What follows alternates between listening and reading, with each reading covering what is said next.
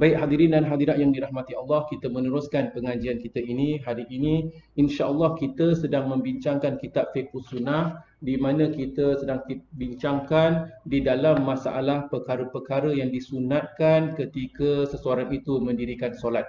Jadi ketika seseorang mendirikan solat, ada beberapa perkara yang harus kita renungkan. Seperti mana telah kita kupaskan sebelum ini, alhamdulillah, apabila seseorang itu mendirikan solat, di sana ada perkara-perkara yang wajib dilaksanakan, dikatakan sebagai rukun, mesti disempurnakan. Kalau sekiranya tak disempurnakan, tidak dilakukan perkara-perkara yang wajib itu, nescaya solat itu tidak sah. Ya. Jadi antara perkara-perkara yang telah kita kupaskan, perkara-perkara yang wajib, dalam sebahagian kitab dikatakan 13 perkara-perkara yang menjadi rukun, telah kita kupaskan bersama. Kemudian selepas itu kita berpindah pula dalam masalah perkara-perkara yang disunatkan. Perkara-perkara yang disunatkan antara lain perkara-perkara yang telah kita kupaskan sebelum ini, antara lain katakan adalah mengangkat tangan. Kita mengetahui setiap pergerakan kita bertakbir, Allahu Akbar dan sebagainya. Kecuali ketika kita bangun daripada rukuk, kita i'tidal, kita tidak bertakbir Allahu Akbar, akan tetapi pada ketika itu kita membaca Sami Allahu liman hamidah. Telah kita bincangkan. Mengangkat tangan pula telah kita kupaskan, di sana ada 4 tempat untuk kita mengangkat tangan. Ingat tak lagi perkara-perkara yang telah kita pelajari? Apakah 4 tempat yang kita disunatkan mengangkat tangan? Pertama, ketika takbiratul ihram. Kedua, ketika kita nak rukuk. Di situ kita mengangkat tangan. Ketiga, ketika kita bangkit daripada rukuk, Sami Allahu liman hamidah. Itu tempat ketiga kita mengangkat tangan. Kemudian tempat keempat kita mengangkat tangan adalah selepas kita tasyahud awal, kita bangkit. Itu kita mengangkat tangan lagi. Jadi 4 tempat selepas tasyahud awal. Jadi maksudnya selepas rakaat pertama pergi rakaat kedua, tak perlu angkat tangan. Selepas rakaat ketiga pergi rakaat keempat, tak perlu angkat tangan. Kita hanya angkat tangan bila selepas tasyahud awal, kemudian rakaat kedua tu kita pergi rakaat ketiga, baru kita mengangkat tangan. Jadi itu 4 tempat. Jadi saya ulangi lagi perkara-perkara yang telah kita pelajari sebelum ini. 4 tempat, hanya 4 tempat ini yang kita disunatkan mengangkat tangan. Pertama, takbiratul ihram. Takbiratul ihram, takbirnya wajib, tapi angkat tangannya itu disunatkan. Pertama. Kedua, ketika rukuk. Ketiga, bangkit daripada rukuk, i'tidal. Keempat adalah selepas kita tasyahud awal, kita bangkit pergi rakaat ketiga, itu juga tempat yang kita mengangkat tangan. Selain daripada itu, kita tak disunatkan mengangkat tangan. Jadi contohlah, katakan seseorang itu daripada sujud. Sujud pertama dia pergi duduk antara dua sujud, tak perlu angkat tangan. Lepas sujud pergi duduk. Lepas tu daripada duduk nak sujud lagi, tak perlu angkat tangan. Ini 4 tempat yang telah kita kupaskan sebelum ini. Perkara-perkara tempat-tempat yang kita disunatkan, kita mengangkat tangan. Kemudian kita juga telah bincangkan, ketika kita rukuk, kita juga disunatkan. Rukuk ni tadi wajib. Akan tetapi membaca bacaan ketika rukuk disunatkan. Kita disunatkan membaca Subhana Rabbiyal Azim. Jadi itulah perkara-perkara yang harus kita renungkan dan kita disunatkan membacanya. Subhana Rabbiyal Azim. Ada juga bacaan-bacaan yang lain. Selain daripada itu juga telah kita bincangkan, apabila kita membaca Subhana Rabbiyal Azim, bahkan sebenarnya dalam mazhab Syafi'i bukan hanya kita disunatkan membaca 3 kali, kita disunatkan memperbanyakkannya. Telah kita kupaskan pada pertemuan kita yang lalu. Kemudian selepas itu kita bangkit, Sami Allahu liman hamidah. Ketika kita bangkit, kita membaca Sami Allahu liman hamidah. Rabbana walakal hamd. Hamdan kathiran tayyiban mubarakan fih. Mil'us samawati wal ard wa mil'a ma bainahuma wa mil'a ma syi'ta min syai'in ba'd. Kalau kita mampu, kita baca demikian. Kalau tidak, setidak-tidaknya kita membaca Sami Allahu liman hamidah, Rabbana walakal hamd. Hamdan kathiran tayyiban mubarakan fih. Tambah tu. Kita cuba hafal. Hamdan kathiran tayyiban mubarakan fih. Kita dah hafal, kita dah belajar dah. Jadi maksudnya Sami Allahu liman hamidah, Rabbana walakal hamd. Hamdan kathiran tayyiban mubarakan fih. Kita disunatkan, sangat-sangat digalakkan, minimum untuk mereka-mereka yang talabatul ilm, mereka-mereka yang menuntut ilmu, minimum baca itu. Jangan standard kita sama seperti bacaan hanya kebiasaan. Yang minimum Sami Allahu liman hamidah, Rabbana walakal hamd. Jadi kita lebihkan sedikit. Kerana hadis yang telah kita pelajari, Rasulullah SAW solat bersama sahabat. Salah seorang sahabat membaca doa tersebut, membaca zikir tersebut. Kemudian Rasulullah bertanya, siapakah yang membaca tadi di belakangku? Beliau mengatakan, saya ya Rasulullah. Apa yang anda baca? Beliau membaca Sami Allahu liman hamidah, hamdan Rabbana walakal hamd, hamdan kathiran, tayyiban, mubarakan fi. Hamdan kathiran. Rabbana walakal hamd. Ya Allah, segala puji-pujian bagimu. Hamdan kathiran. Puji-pujian yang sangat banyak. Hamdan kathiran, tayyiban, yang puji-pujian yang sangat banyak, yang penuh dengan kebaikan, tayyiban, mubarakan fi, di dalamnya yang penuh dengan keberkahan. Rasulullah katakan baginda nampak para malaikat merebut-rebut nak tulis kebaikan yang beliau itu baca.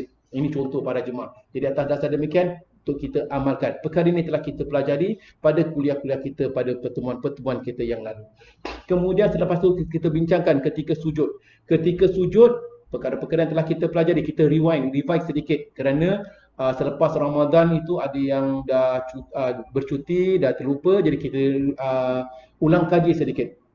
Ketika sujud, perlu kita lihat anggota sujud itu, kita lihat pastikan dahi kena bumi, ya, dahi kenakan hidung, kemudian kedua telapak tangan kita, kedua lutut kita, kemudian kedua telapak kaki kita. Semua kenakan tanah, ya, kenakan sejadah atau maksudnya kenakan bumi.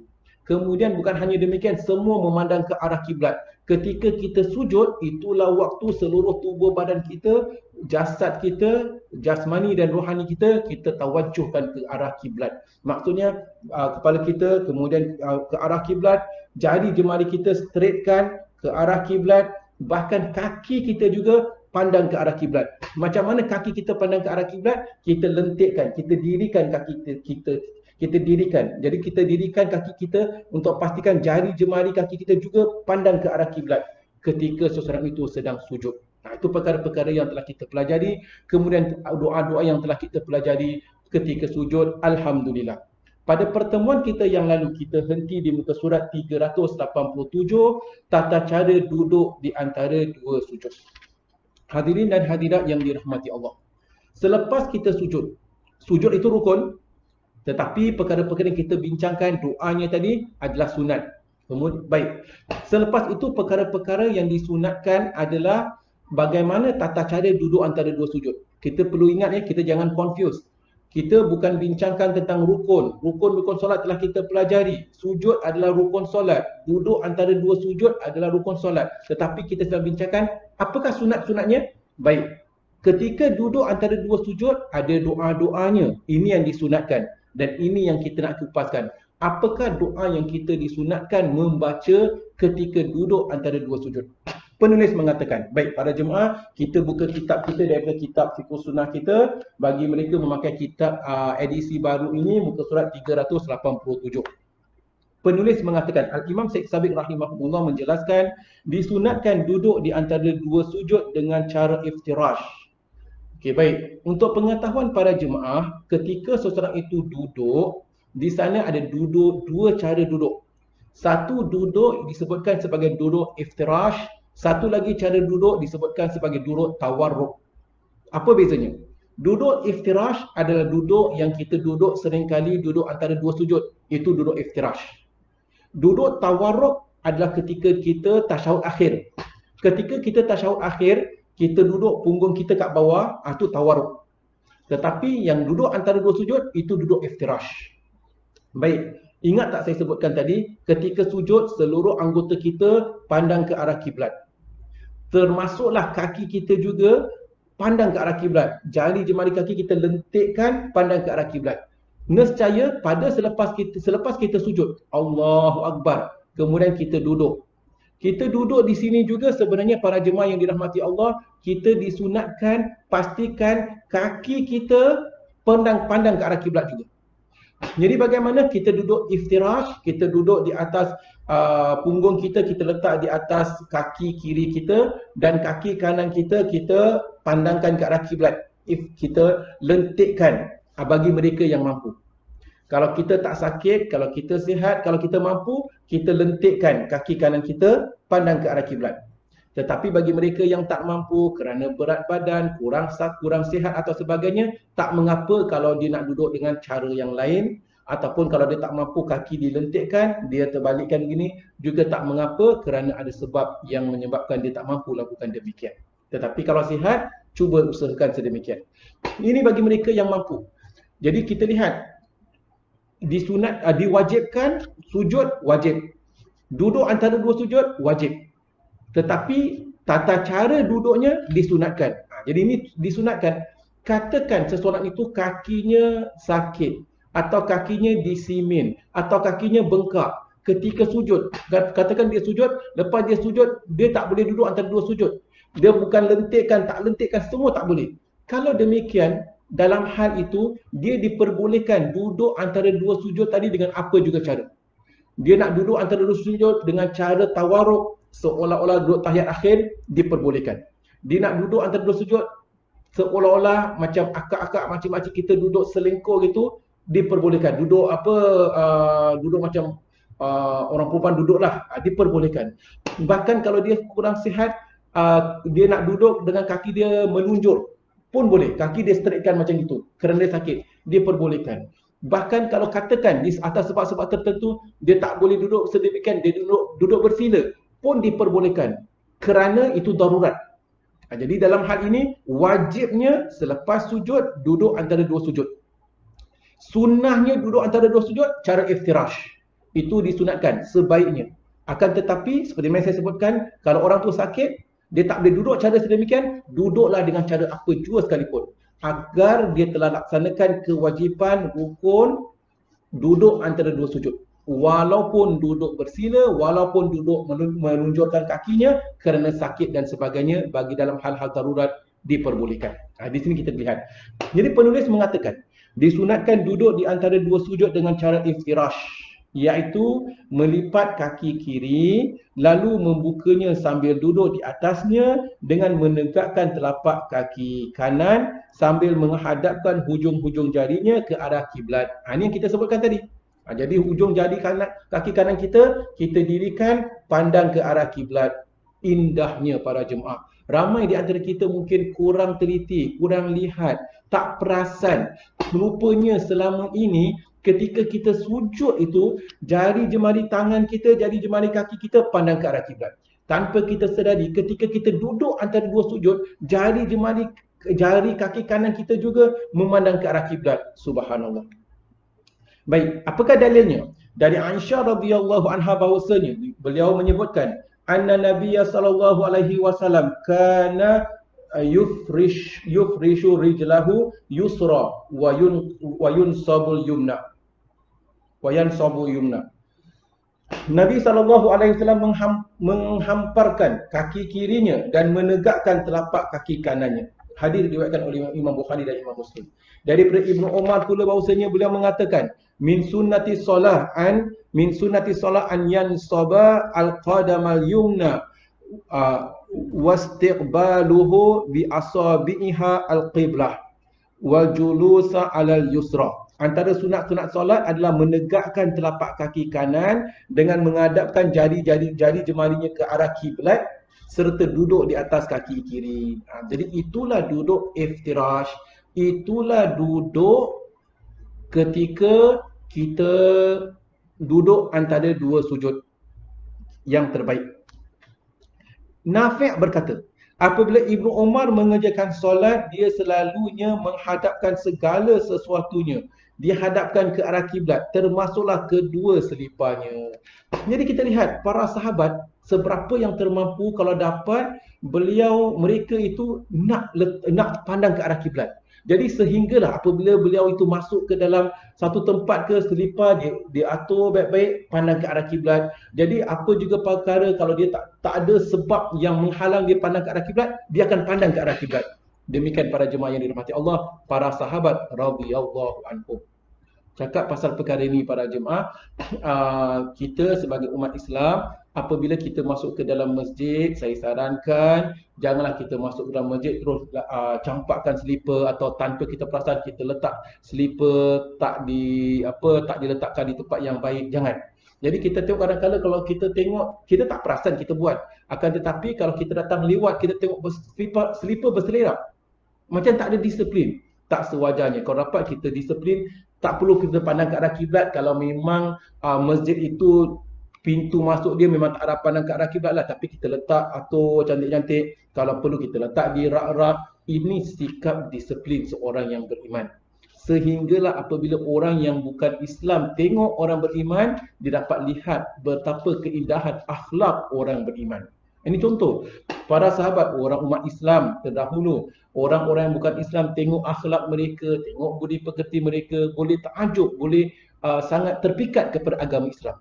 Tetapi berbeza dengan zaman sekarang, kita lihat bagaimana akhlak orang-orang beriman, tidak mencemarkan, tidak menunjukkan akhlak Al-Quran, tidak menunjukkan akhlak Qurani. Jangan. Di mana juga kita berada, kita tunjuk akhlak kita sebagai orang yang beriman. Terutama sekali, seringkali saya sebutkan, katakan para jemaah yang dirahmati Allah, kita katakan sebagai contoh para muslimat kita dah memang pakai tudung, keluar rumah, naik bas, naik MRT, kita lihat kita pakai tudung. Orang yang tengok kita tu, dia tak tengok ni sebagai Salma, Fatimah, Zainab dan sebagainya. Dia tengok ini orang Islam. Di atas dasar demikian penting kita dah pakai menutup aurat, pakai tudung, kita keluar, kita kena tunjukkan akhlak Islami. Bantu orang yang memerlukan bantuan. Kalau tidak pun jangan sampai menyusahkan orang, jangan berkata-kata dengan akhlak yang tak baik, kerana kita mencemarkan nama baik Islam. Jadi atas dasar demikian para jemaah, begitu juga bagi orang-orang Islam, katakan bagi kaum muslimin yang keluar rumah pakai songkok, nak pergi masjid, katakan tak wajar dah pakai songkok terus kat luar tu bergaduh-bergaduh, katakan, ataupun meludah, katakan, ataupun buang sampah sebarangan, katakan, ataupun cakap sampai tidak menunjukkan akhlak Islam, katakan, atau lebih teruk lagi dah pakai songkok, dah pakai sepaji, kemudian isap rokok di luar masjid. Tak wajar. Jadi ini contoh para jemaah, kita kena jaga. Ini bukan diri kita saja, bukan kata kita nak menunjuk-nunjuk, kita nak jaga nilai akhlak seorang Islam. Kita cuba bayangkan, katakan kita nampak seorang pegawai polis. Ada pegawai polis, dia tengah break lah, tapi dia pakai full polis uniform. Kemudian dia isap rokok. Wajar tak? Tak wajar. Mana polis isap rokok macam ini? Contoh. Atau polis pakai polis uniform, kemudian duduk sembrono gitu. Wajar tak? Tak wajar. Kita kata, pegawai polis. Kerana apa? Kita expect policeman tu disiplin, police officer. Jadi kalau orang tu buat silap, kita tak kata, Mr. Ali ke, Sarjan Ahmad ke, Sarjan Tan ke, tak. Kita kata police officer. Ni polis ni macam mana?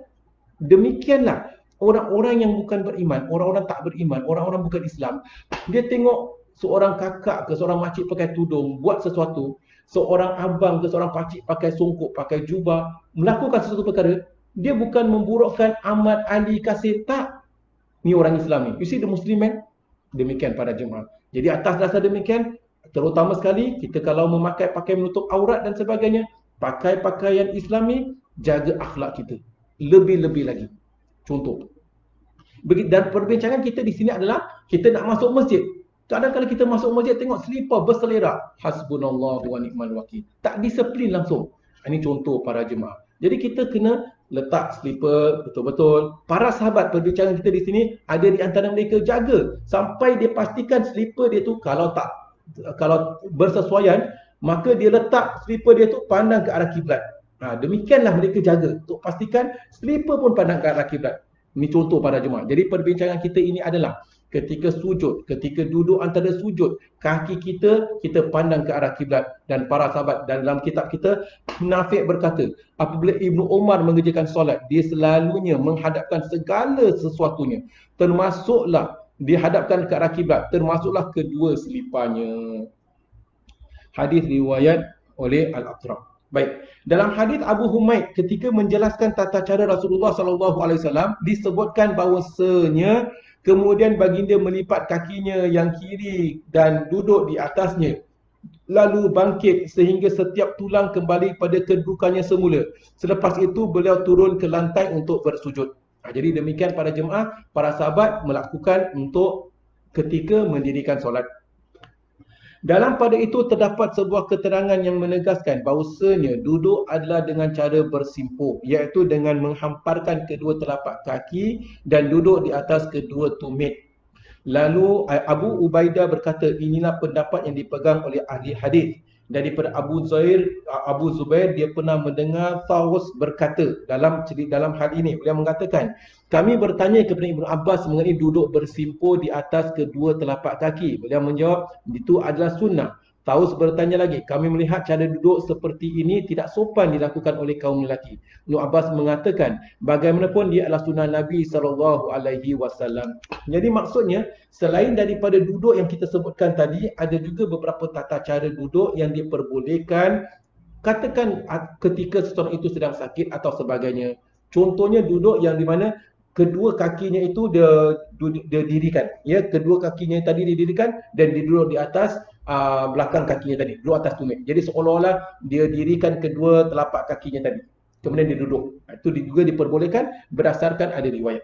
Jadi seperti mana saya katakan, bahkan kalau kita ada keperluan kerana sakit, maka kita duduk dengan apa juga cara sekalipun, duduk bersimpuh atau duduk memanjangkan kaki, semua diperbolehkan. Melunjukkan kaki atau sebagainya. Daripada Ibnu Abbas radhiyallahu anhu bahwasanya annahu kana raf'a ra'sahu minas sajdati al-ula yaqudu ala atrafi asabi'ihi wa yaqulu innahu minas sunnah. Daripada Ibnu Umar meriwayatkan dia duduk di atas hujung jemari kakinya. Jika mengangkat kepalanya dari sujud pertama, lantas dia menjelaskan bahawasanya itu adalah sunnah, diperbolehkan, seperti mana yang telah kita sebutkan tadi. Dari Thaus katanya pula, muka surat 389, aku melihat sahabat-sahabat yang mempunyai nama Abdullah, iaitu Abdullah bin Abbas, Abdullah bin Umar, Abdullah bin Zubair, kesemuanya duduk dalam keadaan bersimpuh. Jadi beliau menceritakanlah, demikianlah para sahabat semua ketika duduk itu ada juga cara mereka duduk bersimpuh. Jadi duduk kedua kakinya tadi ditegakkan, dia duduk di atasnya.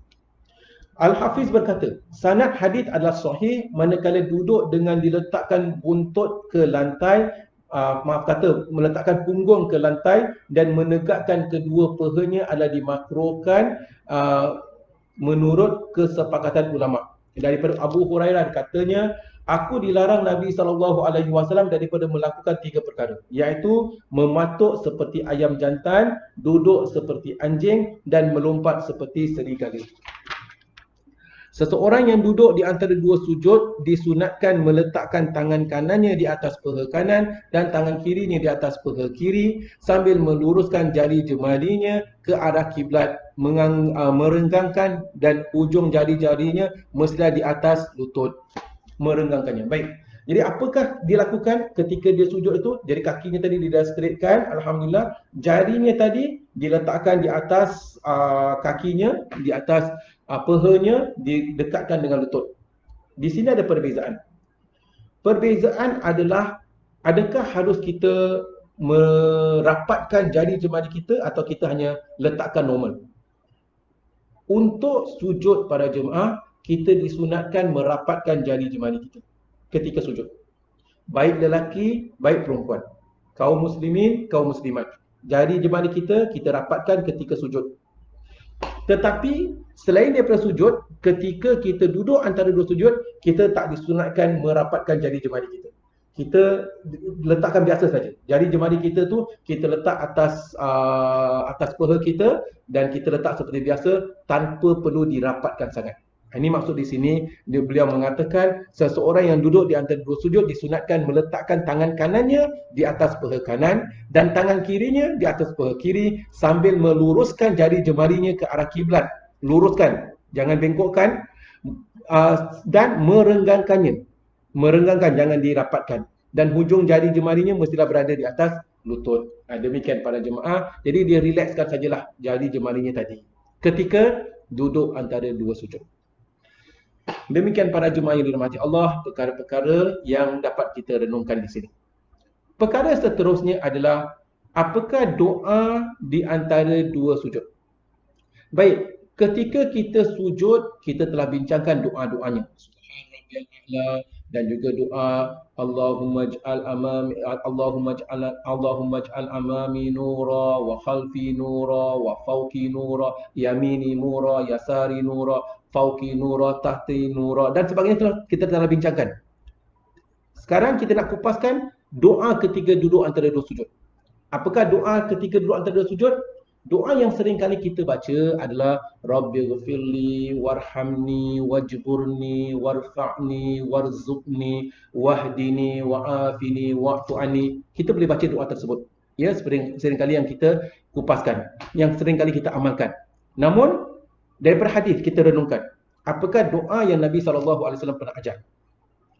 Di muka surat 390 daripada kitab kita, daripada kitab Fiqh Sunnah Al-Imam Syed Sabiq rahimahumullah, ketika duduk di antara dua sujud, seseorang disunatkan membaca doa dengan salah satu daripada doa berikut yang digalakkan supaya senantiasa mengulang-ulanginya jika perlu. Diriwayatkan daripada Huzaifah bin Nas oleh Nasa'i dan Ibnu Majah. Beliau mengatakan, anna Nabiyya sallallahu alaihi wasallam kana yaqulu fi sajdataini Rabbighfirli Rabbighfirli. Dalam hadis yang lain ada disebutkan anna Nabiyya sallallahu alaihi wasallam kana yaqulu baina sajdataini Allahumma ghfirli warhamni wa'afini wahdini warzuqni. Baik. Kita lihat hadis yang kedua dulu. Hadis yang kedua maksudnya Abu Daud meriwayatkan daripada Ibnu Abbas radhiyallahu anhu bahawasanya ketika seorang itu sedang duduk antara dua sujud dibaca Allahumma ghfirli, ya Allah ampunilah diriku. Warhamni, rahmatilah diriku. Kasihanilah diriku. Wa'afini, berilah kesihatan kepadaku. Wahdini, berilah aku hidayah, taufik dan hidayahmu. Warzuqni, kurniakanlah aku rezeki. Rezekikanlah, kurniakanlah aku rezeki. Ini contoh. Jadi ini doa yang dibacakan ketika duduk antara dua sujud. Jadi ketika duduk antara dua sujud, kita boleh membaca doa tersebut. Jadi ada juga yang membaca doa Rabbighfirli warhamni wajburni warfa'ni warzuqni wahdini wa'afini wa'fu anni. Yang bermaksud Rabbighfirli, ya Allah, wahai Tuhanku, ampunilah dosaku. Rabbighfirli warhamni, kasihanilah diriku atau sayangilah diriku. Wajburni, cukupkanlah diriku atau tutupkanlah aibku. Dia mengatakan demikian. Warfa'ni, tingkatkanlah darajatku. Warzuqni, kurniakanlah aku rezeki. Wahdini, berilah aku taufik dan hidayahmu. Pimpinilah aku ke jalan yang kau redai, jalan yang benar. Wahdini. Wa'afini, berilah aku keafiatan, kesihatan. Wa'fu anni, dan juga yang bermaksud wa'fu anni, dan maafkanlah diriku. Ini juga boleh dibaca oleh seseorang yang ingin membacanya. Jadi para jemaah yang dirahmati Allah, dalam hadis kita yang kedua ini, doanya adalah Allahumma ghfirli. Kita boleh baca Allahumma ghfirli, boleh juga membaca Rabbighfirli. Maksudnya sama. Allahumma, ya Allah. Rabbighfirli, wahai Tuhanku. Rabbighfirli, wahai Tuhanku, ampunilah daku. Warhamni, kasihani, rahmatilah diriku, sayangilah diriku. Wa'afini, berilah kesejahteraan kepadaku. Wahdini. Wahdini itu ingat doa ketika baca suratul Fatihah. Ihdinas siratal mustaqim. Ihdinas. Maksudnya, ya Allah, maksudnya ya Allah tunjuklah aku jalan yang lurus. Jadi di sini kita baca doa wahdini, ya Allah, berilah aku petunjukmu. Warzuqni, dan kurniakanlah aku rezeki. Ini contoh doa yang kita boleh membacanya. Jadi kita boleh baca doa seperti mana yang disebutkan dalam kitab kita di muka surat 390 berdasarkan hadis ini. Boleh juga kita baca doa yang sering kali kita dah memang mengamalkannya. Rabbighfirli warhamni wajburni warfa'ni warzuqni wahdini wa'afini wa'fu anni. Boleh kita baca doa sedemikian.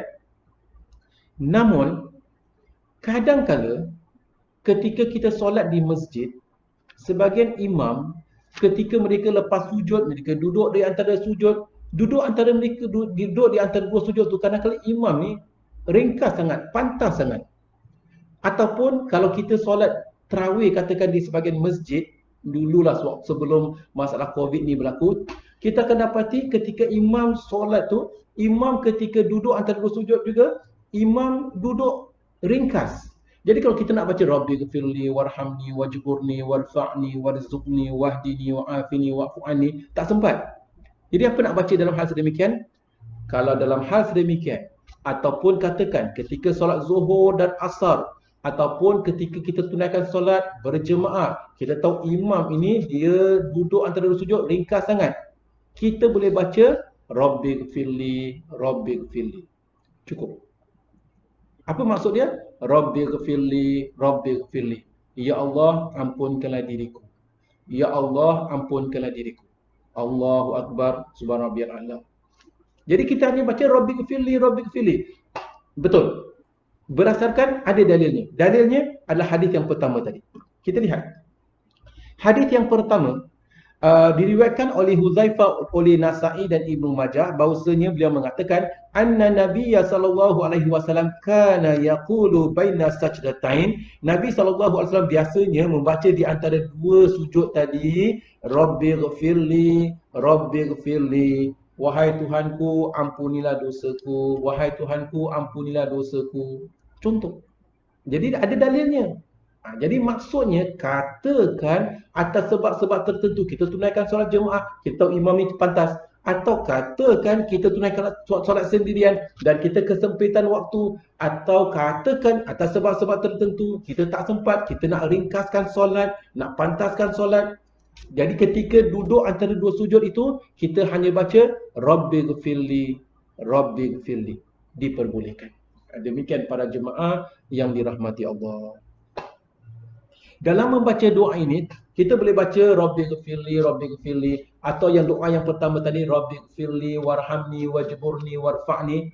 Atau katakan contohlah, kita menjadi imam pula. Jadi instead of kita baca Rabbighfirli, selain daripada kita baca Rabbighfirli, kita boleh juga baca Rabbighfir lana, warhamna, wajburna, warfa'na, warzuqna, wahdina, wa'afina, wa'fu anna.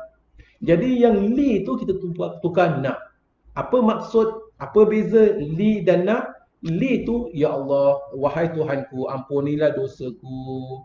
Rabbighfirli, warhamni, rahmatilah diriku. Jadi li tu diriku, tapi kita baca na. Na tu kami. Jadi kalau kita menjadi imam, katakan kita baca bagi pihak jemaah di belakang, para makmum, kita baca Rabbighfir lana, warhamna, wajburna, warfa'na, warzuqna, wahdina, wa'afina, wa'fu anna. Juga diperbolehkan. Ya. Ataupun katakan kita solat qiyamul lail, kita solat di waktu malam, kita nak baca na tadi pun boleh. Jadi kita niatkan untuk diri kita dan juga mungkin untuk kaum kerabat kita. Rabbighfir lana, warhamna, wajburna, warfa'na, warzuqna, wahdina, wa'afina, wa'fu anna. Contoh. Sebaiknya para jemaah, apabila kita baca doa sedemikian, kita baca dengan teratur. Kita cuba menghayatinya. Kita baca doa tadi dan baca maknanya. Rabbighfirli atau Rabbighfir lana, wahai Tuhanku, ampunilah dosaku. Rabbighfir lana, warhamna, dan rahmatilah hambaku, rahmatilah diri kami. Rabbighfir lana, warhamna, wajburna, dan cukupkanlah keperluan kami, ataupun tutuplah aib kami. Contoh. Jadi Rabbighfir lana, warhamna, wajburna, warfa'na, tingkatkanlah derajat kami, warzuqna, kurniakanlah kami rezeki, wahdina, berilah kami taufik dan hidayahmu. Jadi kita hayati, kita doa tu cuba dengan penuh penghayatan. Jangan kita jadi sebagian orang dia baca kelang kabut Rabbighfirli, warhamni, wajburni, warfa'ni, warzuqni, wahdini, wa'afini, wa'fu anni. Di mana dia minta sesuatu daripada Allah, tetapi dia tak hayati apa yang dia minta. Dia nak minta pun, dia kelang kabut. Dia pun tak perasan apa yang dia minta. Elakkan demikian. Kalau dah tak ada waktu, daripada dia baca Rabbighfirli, warhamni, wajburni, warfa'ni, warzuqni, wahdini, wa'afini, wa'fu anni, ambil hadis yang kedua. Maksudnya, memandangkan tak ada waktu kan? Nak cepat kan? Rabbighfirli, Rabbighfirli. Allahu Akbar. Jadi ketika sujud, Subhan rabbiyal a'la, Allahu Akbar, Rabbighfirli, Rabbighfirli, Allahu Akbar, Subhana rabbiyal a'la. Contoh, kalau betul-betul kesempitan waktu atau sebagainya, itu lebih sempurna, lebih baik dibaca satu kali atau dua kali dengan sempurna, lebih baik daripada dibaca tiga kali atau dibaca penuh tetapi kelang kabut tak sempurna, di mana dia pun tak menghayatinya.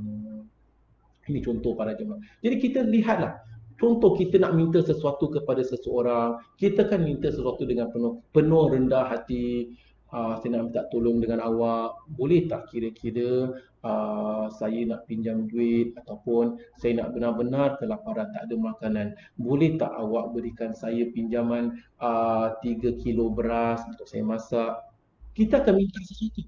Orang yang nak pinjam duit katakan, saya sangat keperluan. Boleh tak awak pinjam saya $20 sebab anak saya nak sekolah, yang dia nak masak, duit gaji belum masuk lagi. Kita cakap baik-baik. Kita tak cakap, saya nak pakai duit, boleh tak awak pinjam duit saya?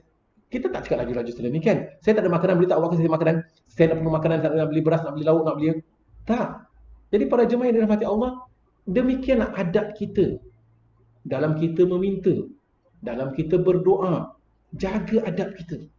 Jaga tata cara bagaimana kita berzikir, bagaimana kita berdoa, bagaimana solat kita. Demikian para jemaah. Jadi agar solat kita itu dapat membentuk diri kita. InsyaAllah. Baik, demikianlah para jemaah yang dirahmati Allah, muka surat 390. Baik, muka surat 391. Duduk istirahat. Baik, selepas seorang itu sujud, kemudian dia duduk antara dua sujud, Rabbighfir lana atau Rabbighfir li warhamni wajburni warfa'ni warzuqni wahdini wa'afini wa'fu anni. Kemudian sujud, subhana rabbiyal a'la, subhana rabbiyal a'la, subhana rabbiyal a'la wa bihamdihi. Kemudian dia nak duduk, nak terus bangkit pergi rakaat kedua. Dia tak disunatkan terus Allahu Akbar terus berdiri, tak. Dia disunatkan selepas dia sujud itu, dia duduk. Daripada duduk, baru dia bangkit berdiri. Duduk ini disebutkan sebagai duduk istirahat. Nah, di sini para jemaah yang dirahmati Allah, muka surat 391 disebutkan duduk istirahat, iaitu duduk sekejap yang dilakukan oleh seseorang selepas sujud yang kedua pada rakaat pertama menjelang bangkit menuju rakaat kedua, dan selepas sujud kedua pada rakaat ketiga menjelang bangkit menuju rakaat keempat. Para ulama berbeza pendapat mengenai hukum duduk istirahat berikutan percanggahan hadis-hadis dalam masalah ini. Berikut ini kami akan menyebutkan apa yang disimpulkan oleh Imam Ibn Qayyim mengenai perbezaan pendapat tersebut dengan berkata, para fuqaha berselisih pendapat apakah duduk istirahat termasuk sunat solat dan sesiapa pun disunatkan untuk melakukannya, ataukah tidak termasuk dalam dan hanya dilakukan oleh orang yang ingin melakukannya saja. Jadi dalam masalah ini ada dua pendapat. Kedua-dua pendapat merupakan pendapat yang diriwayatkan oleh Imam Ahmad rahimahullah. Al-Khallal berkata, Imam Ahmad mengemukakan dalil mengenai duduk istirahat daripada hadis Malik bin Al-Huwairith.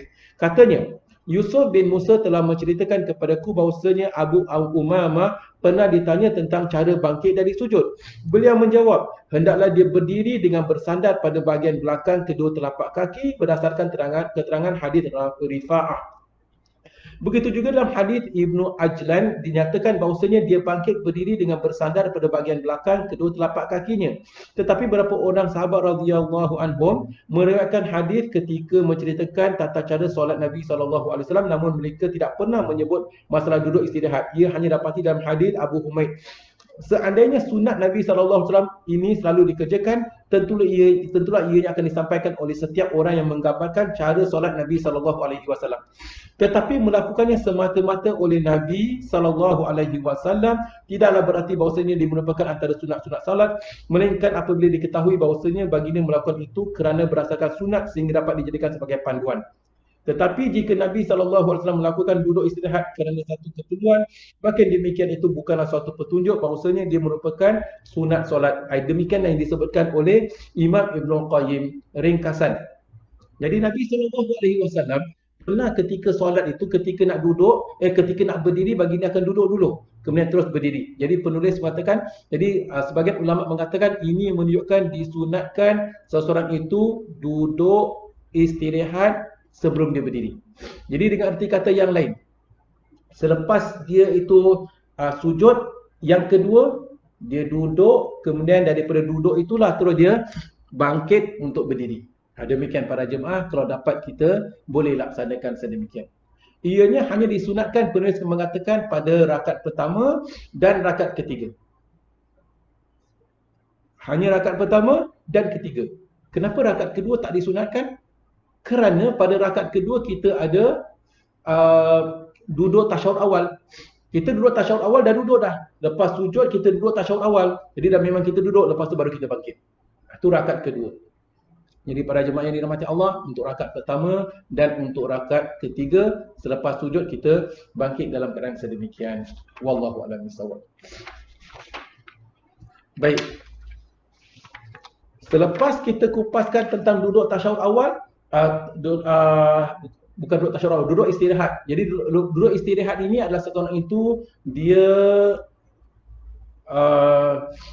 lepas sujud, yang kedua terus duduk sebelum dia naik ke atas, maka dia duduk seketika. Itulah dia para jemaah duduk duduk istirahat. Wallahu a'lam bishawab. Kemudian dia sambung pada rakaat kedua. Beliau sambung pada rakaat kedua, menyambung semula perkara-perkara yang biasa dilakukan ketika solat rakaat pertama tadi, maka dilakukan.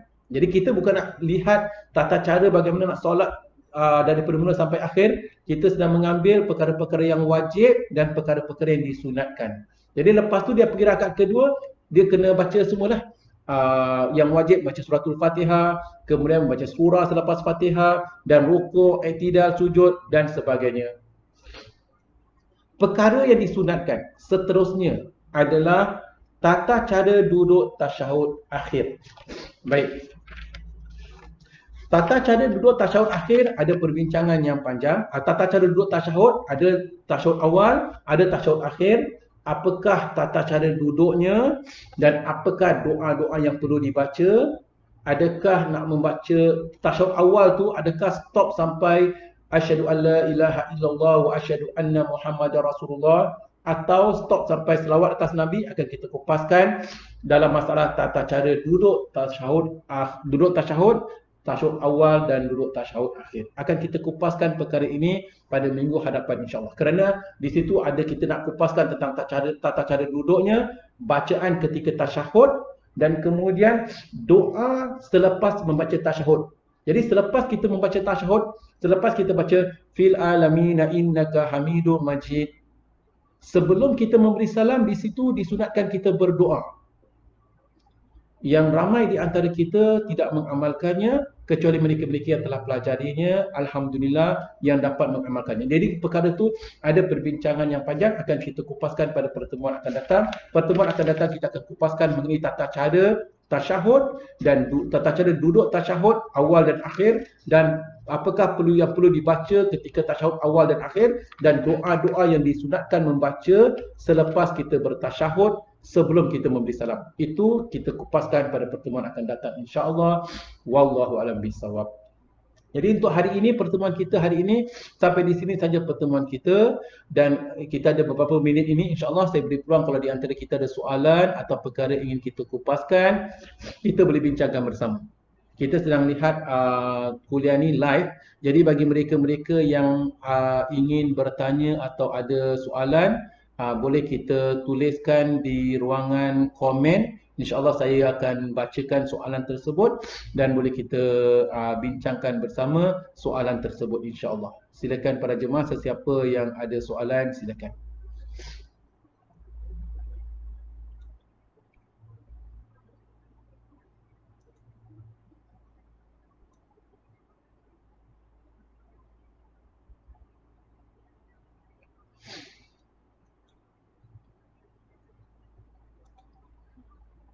Silakan para jemaah, sesiapa yang ada soalan.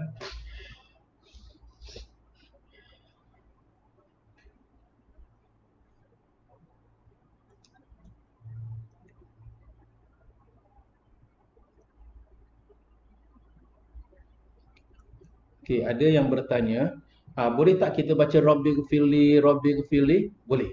Kita boleh baca Rabbighfirli, Rabbighfirli. Boleh tak kita baca Rabbighfirli, Rabbighfirli diulang-ulang kali? Boleh. Katakan seorang itu tak tahu baca doa yang lain, dia hanya baca Rabbighfirli, Rabbighfirli, Rabbighfirli, Rabbighfirli, diperbolehkan.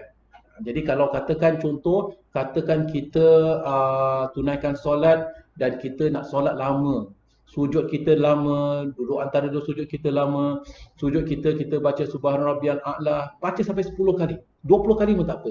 Ataupun kita tukar-tukar baca subhana rabbiyal a'la, subhana rabbiyal a'la, subhana rabbiyal a'la wa bihamdi, la ilaha illa ant, subhanaka inni kuntu minal zalimin.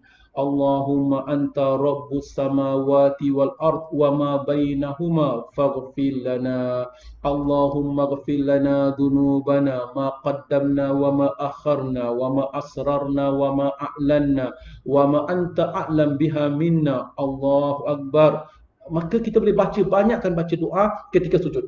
Kemudian Allahu akbar, kita duduk boleh kita baca Rabbighfir lana warhamna wajburna warfa'na warzuqna wahdina wa'afina wa'fu anna. Rabbighfir lana warhamna wajburna warfa'na warzuqna wahdina wa'afina wa'fu anna. Atau kita hanya tahu baca katakan Rabbighfirli Rabbighfirli Rabbighfirli Rabbighfirli. Jadi kita berdoa, ya Allah ampunkanlah dosaku, diperbolehkan. Jadi kita duduk lamakan, duduk antara dua sujud sebelum kita sujud sekali lagi, maka diperbolehkan. Puan Aisyah bertanya, boleh tolong jelaskan rakaat-rakaat dalam solat sunat rawatib? Okey. Untuk solat sunat rawatib para jemaah yang dirahmati Allah, seseorang itu disunatkan kalau dapat mengamalkan solat rawatib. Apakah solat rawatib? Solat rawatib adalah solat-solat yang kita iringkan bersama dengan solat fardu kita, ya, yang kita seringkali mengamalkannya. Secara ringkas, di sana ada solat-solat yang sangat digalakkan, solat-solat sunat yang sangat digalakkan, dan yang digalakkan tetapi kurang penekanannya. Baik, solat-solat sunat yang sangat digalakkan secara ringkas adalah 2 rakaat solat sunat sebelum tunaikan solat subuh. Ya, kemudian kalau kita dapat 4 rakaat sebelum tunaikan solat zuhur, 2 rakaat selepas tunaikan solat zuhur, 2 rakaat selepas maghrib, 2 rakaat selepas isyak. Kalau dapat kita amalkan, alhamdulillah. Kalau tidak, paling tidak kita buat 2 rakaat sebelum subuh, 2 rakaat sebelum zuhur, 2 rakaat selepas zuhur, 2 rakaat selepas maghrib, 2 rakaat selepas isyak. Ini 10 rakaat setiap hari. Kalau kita mampu, kita buat 12 rakaat setiap hari. Barang siapa mengamalkan 12 rakaat setiap hari itu, nescaya dia bangunkan baginya sebuah rumah di dalam syurga. Apakah 12 rakaat? 12 rakaat itu adalah 2 rakaat sebelum subuh, 4 rakaat sebelum zuhur, 2 dengan 4 dan 6. 2 rakaat selepas zuhur, 6, 8. 2 rakaat selepas maghrib, 8, 10. 2 rakaat selepas isyak. Ini 12. Kalau tak dapat 12, buat 10. 10-nya apa? 2 rakaat sebelum subuh, 2 rakaat sebelum zuhur, 2 rakaat selepas zuhur, 2 rakaat lepas maghrib, 2 rakaat lepas isyak. Ini 10 rakaat solat-solat qabliyatan dan ba'diyatan. Kita mengetahui bahawasanya kalau dapat jangan sampai kita tinggalkan 2 rakaat sebelum subuh. Kerana raka'atul fajri khairum minad dunya wa ma fiha. 2 rakaat sebelum subuh itu lebih baik daripada dunia dan segala isinya. Maksud 2 rakaat sebelum subuh itu adalah 2 rakaat sebelum kita tunaikan solat fardu subuh. Lepas azan subuh, kita tunaikan solat sunat 2 rakaat sunat, lepas tu baru kita tunaikan solat fardu subuh. Ini yang disebutkan 2 rakaat raka'atul fajri khairum minad dunya wa ma fiha. 2 rakaat sebelum subuh itu ataupun 2 rakaat sunat fajar itu lebih baik daripada dunia dan segala isinya. Para jemaah yang dirahmati Allah, kita cuba fikirkan, kalau 2 rakaat sebelum subuh itu lebih baik daripada dunia dan segala isinya, solat fardu pahalanya berlipat kali ganda daripada solat sunat. Solat fardu pahalanya sangat besar kalau dibandingkan dengan solat sunat. Kalau solat sunat sebelum subuh tu saja dah lebih baik daripada dunia dan segala isinya, solat fardu subuh, subhanallah, betapa lebih baik berlipat kali ganda. Ada yang mengatakan 70 kali lebih baik daripada solat sunat sebelum subuh itu. Demikian kita dapat lihat betapa ganjaran Allah Subhanahu Wa Taala. Kemudian kita kalau nak analyze, Allah Subhanahu Wa Taala suruh kita tunaikan solat sunat. Solat sunat sebelum subuh tu 2 rakaat saja. 2 rakaat sebelum subuh, solat bermula dengan takbiratul ihram, kemudian berakhir dengan salam. Itu 2 minit, lebih kurang 3 minit atau 2 rakaat itu lebih baik daripada dunia dan segala isinya. Macam mana pembagian pahala? Macam mana, kat mana yang lebih baik? Itu menunjukkan para jemaah, Takbir kita Allahu Akbar sudah ada pahala yang berlipat kali ganda. Ketika kita baca Fatihah, kita baca ihdinas siratal mustaqim, tunjukkanlah kami jalan yang lurus. Siratal ladzina an'amta alaihim, jalan mereka-mereka telah kau beri nikmat yang kau redai. Ghairil maghdubi alaihim, bukan mereka-mereka yang kau murkai waladdallin, bukan mereka-mereka yang sesat. Itu semua doa yang mempunyai pahala yang berlipat kali ganda. Kalau kita dalam hadis yang lain disebutkan, barang siapa membaca Al-Quran, setiap huruf mendapat satu pahala. Setiap huruf. Kemudian dia berlipat kali gandakan menjadi 10. Setiap huruf. Alif, Lam, Mim. Bukan kira satu huruf. Alif satu huruf. Lam satu huruf. Mim satu huruf. Jadi, pahala berlipat kali ganda. Kita baca suratul Fatihah. Subhanallah. Betapa banyak pahala yang kita baca Fatihah saja. Kemudian seorang itu rukuk. Rukuk subhanarabbiyal azim. Dia mengagungkan Allah ketika rukuk. Kita tak lihat betapa besar pahala rukuk itu.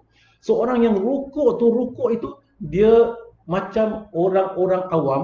Dia ada depan raja, dia tunduk hormat pada raja. Itu manusia pada manusia yang tak boleh dibuat sebenarnya. Kerana rukuk dan sujud hanya kepada Allah. Tetapi itulah satu ibadah yang besar. Kemudian selepas tu sami Allahu liman hamidah, Rabbana walakal hamd. Kemudian dia sujud. Sujud itu pahalanya begitu besar sekali. Sebab itu kita kena menghayati sujud kita. Nak pastikan pahala kita mendapat pahala yang begitu besar yang Allah telah anugerahkan. Kerana 2 rakaat sebelum subuh ini lebih baik daripada dunia dan segala isinya. Termasuklah antara breakdown 2 rakaat ini sujud kita. Jadi dalam sujud tu rupanya kalau kita nak divide pahala 2 rakaat tu sekian di sebahagian, sujud itu antara tempat yang betapa besar pahala sujud. Sujud yang diterima oleh Allah SWT, sebagian ulama mengatakan lebih sampai ke darajat, sampai ke langit istilahnya. Jadi maksudnya antara langit dengan bumi. Jadi para jemaah yang dirahmati Allah, kerana 2 rakaat sebelum subuh itu lebih baik daripada dunia dan segala isinya. Macam nak breakdownnya. Jadi kita lihat hadirin dan hadirat. Jadi mustahil ataupun bukan mustahil, maksudnya sayang sekali kalau kita tak jaga sujud kita sujud dengan lalai. Kita sepatutnya mengagungkan Allah. Subhana rabbiyal a'la, subhana rabbiyal a'la, subhana rabbiyal a'la wa bihamdi. Maha suci Allah yang maha agung. Jadi kerana sujud kita sedemikianlah kita mengagungkan Allah, dan kemudian kita duduk istighfar, mohon pengampunan Allah. Kerana itu plus nescaya solat sunat 2 rakaat sebelum subuh lebih baik daripada dunia dan segala isinya. Tetapi kalau kita kurang menghayati sebagian intipatinya, ini contoh para jemaah, bimbang-bimbang kita tak dapat ganjaran seperti mana yang dijanjikan.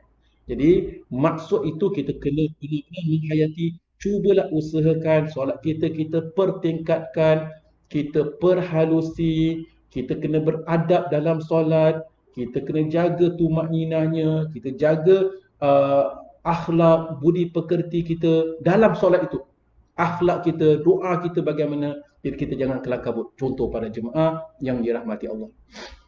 Harap saya telah dapat jawab soalan tersebut. Jadi secara ringkasan, itulah perkara-perkara yang disunatkan. Solat-solat rawatib 2 rakaat sebelum subuh, sebelum zuhur, selepas zuhur, selepas maghrib dan selepas isyak. Sebelum yang disebutkan sebagai qabliyatan, selepas disebutkan sebagai ba'diyatan.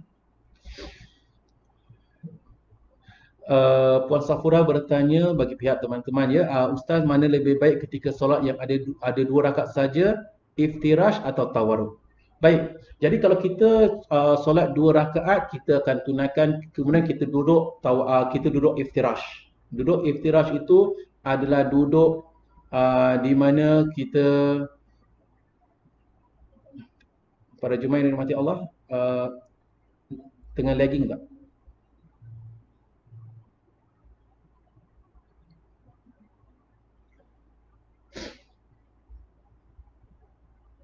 Video biasa ke ada masalah sekarang?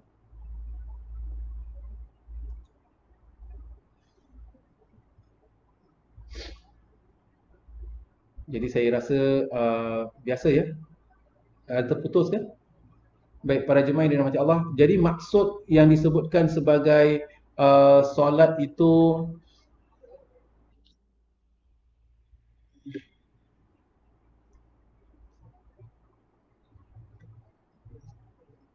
ada, boleh dengar?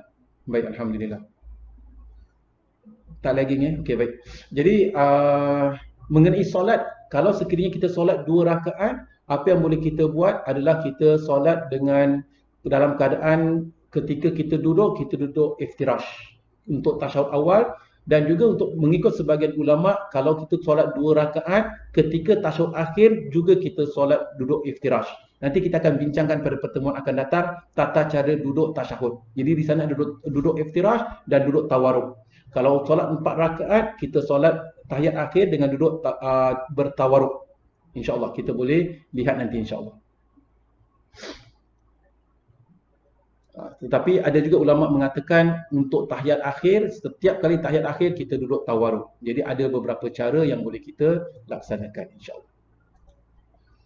Baik, soalan yang seterusnya. Nanti perkara itu akan kita kupaskan pada pertemuan akan datang. Secara ringkas, ada duduk iftirash dan ada duduk tawaruk.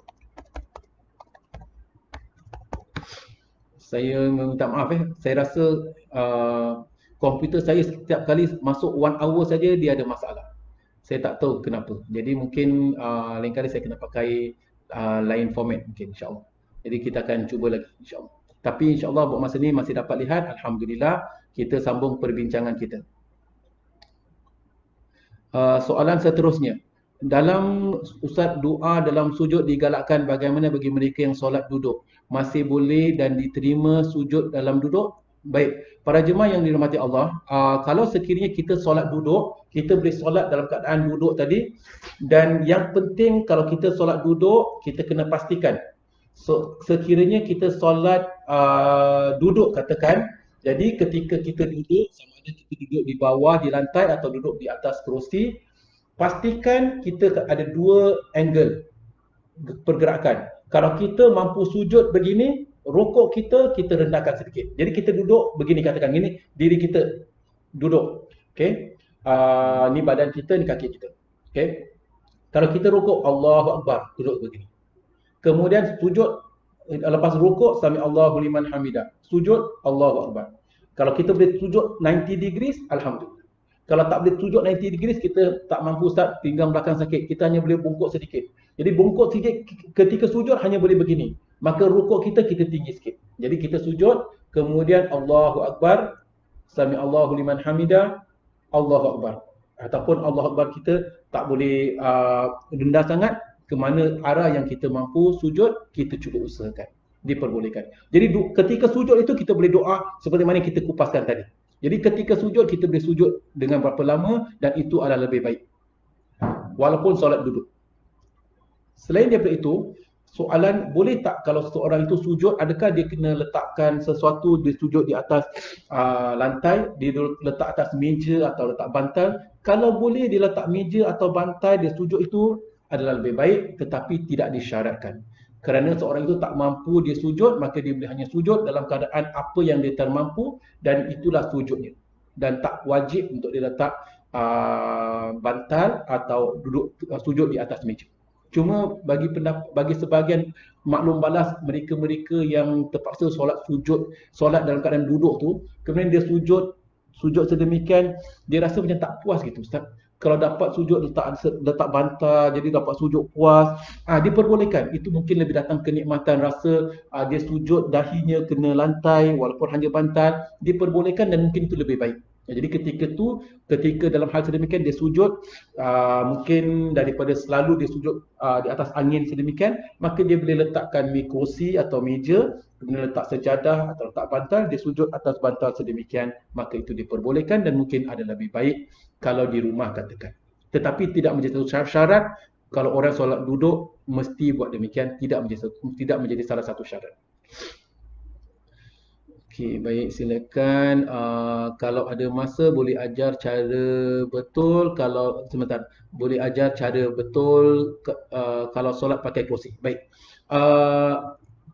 Memandangkan masa, insya-Allah soalan ini mengenai solat atas kerusi ini kita sambung pada pertemuan akan datang. Saya akan ke belakangkan nanti minggu depan, saya positionkan supaya kita ada space dan saya dapat duduk solat atas kerusi supaya para jemaah boleh lihat tata cara solat atas kerusi, insya-Allah. Ya. InsyaAllah, baik, memandangkan masa dan saya pun tengok ada masalah teknikal kat sini. saya kena perhalusi mengenai Facebook ni. Kalau saya pakai Google, saya dapati Facebook yang baru ni seringkali ketika kita 1 jam dia akan sangkut, hilang gambar. Jadi beliau di sini disuruh saya pakai Firefox. Jadi minggu depan saya cuba usahakanlah cara-cara yang lain, insya-Allah. Saya harap para jemaah dapat dengar dan dapat ikuti pengajian kita sampai ketika ini. Segala yang benar itu daripada Allah Subhanahu Wa Taala, segala silap dan salah atas kelemahan saya sendiri. Wallahu a'lam bishawab.